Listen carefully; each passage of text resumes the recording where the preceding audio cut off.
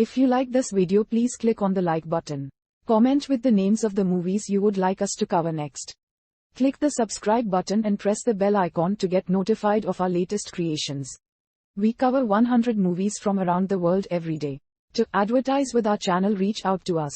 Our contact information is on our channel page. Now, let's move to the plot of this movie. The first female president of the United States, Sally Sheridan, Mimi Kuick, is killed by a sniper during her speech at Veterans Day. Her assassin narrowly escapes after a shootout involving a shadowy figure named La Mangousta. Val Kilmer, or the Mongoose. 3 months later in West Virginia, an elderly couple discover a young man, Stephen Dorff, who lies wounded above on a tree in a parachute. He cannot remember his past, and the only clue to his identity is a numerical tattoo on his chest. 13. The Roman numeral for 13. Single quote. Meanwhile, in the White House, a joint intelligence task force led by Colonel Amos Greg Brick is frantically conducting the search for the president's killer. With the presidential elections just weeks away, a confirmed suspect could swing the vote for the incumbent administration. Regaining his health, 13 searches for more information about the imprint on his body using the couple's home computer. This leads to his location being picked up by the NSA, and in no time at all a squad of elite special forces swarm the couple's house in Cape Fear, killing them both. 13 takes out the soldiers one by one. While on the run in New York, he befriends Sam, Katerina Marino, a photo shop owner who helps identify for him a woman in a photo he carries. Quote, here he attempts to access a memory card found on his person in the hopes of discovering his identity, and unknowingly initiates its tracking program. As a result, rogue Secret Service agents track him down at the woman's abandoned apartment. But he fights them off and escapes back to his place, where La Mangousta captures him. 13 later awakens to find himself restrained inside a truck where La Mangousta demands to know who he has spoken to. He also reveals to 13 that he is also a part of the conspiracy, having been branded 12. Escaping out of his hands, 13 returns to Sam, where she informs him that the design on his chest refers back to the ancient Roman Empire, wherein secret societies would brand members loyal to their cause. She then gives him some photos that Kim Jesselyn Gilsig, the woman in the photo, had developed there, which convinces him to head upstate to Kelowna Valley. Single quote. Meanwhile, government intelligence has identified 13 from video surveillance as Stephen Rowland and plasters his face all over the media to weed him out. He turns up at Kim's house in Kelowna Valley, where she, along with her father, General Carrington, Stephen McHattie, and Jones, a CIA operative, have been waiting for him. He learns that he was a former special ops agent who underwent facial reconstruction surgery and placed undercover assuming Rowland's identity. The goal of his assignment was to flush out a group of fascists plotting a coup to overthrow the American government, whom Rowland had unwittingly been recruited for. Ensconced within the highest echelons of power, the conspirators run their own security agency alongside the government's. During this time, Amos and his agents have the house surrounded and move in along with La Mangousta, who fires at 13, but misses and kills Kim instead. The only way now for XIII to get his own life back is to play bait, which is a dangerous game now since he still doesn't know who he really is. A televised presidential debate is interrupted to broadcast that 13 has been captured.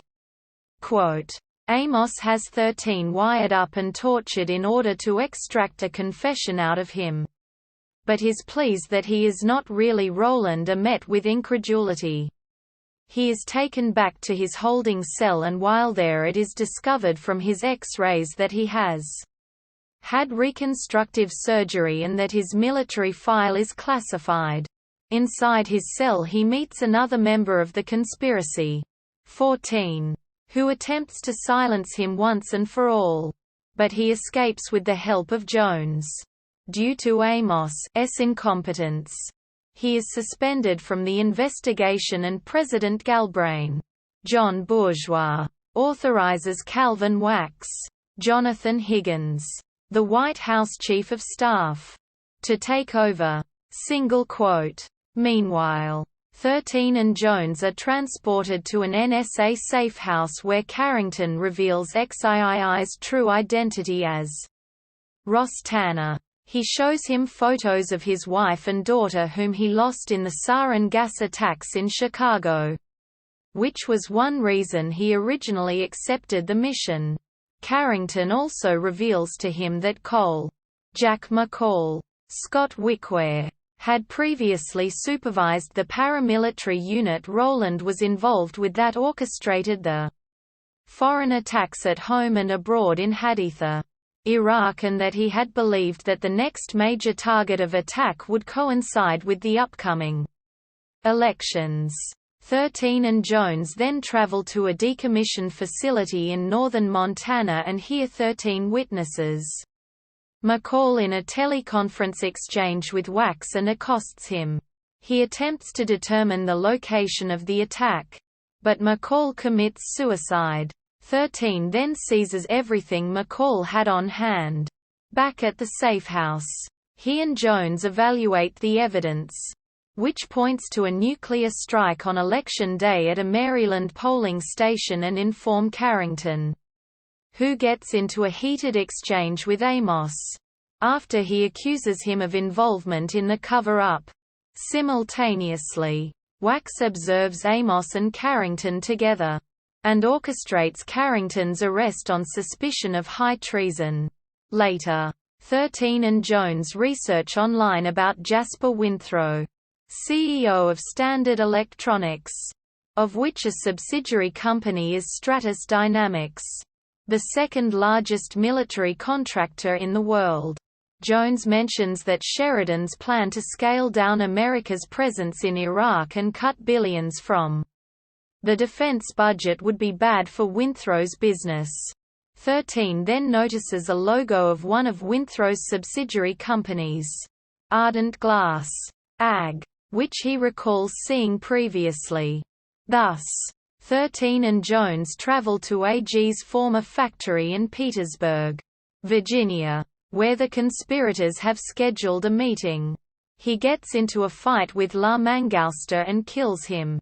Quote, back at the safehouse, 13 identifies the people who he saw at the meeting and tells Jones he overheard them make an enigmatic reference to the location that pinpoints the target as Bethesda, Maryland. Amos then shows up at the safehouse after Carrington had sent him to find out the truth from Jones and XIII. Together they organize to thwart the plot. 13 and Jones head to Maryland where he confronts the woman delivering the bomb and stops her. Wally Sheridan, the assassinated president's brother, wins the national elections. 13 then confronts Wax in his office, who claims that it is only the beginning before he kills himself. Carrington is released from prison and Sheridan reveals in a press conference the details of the plot and those behind it.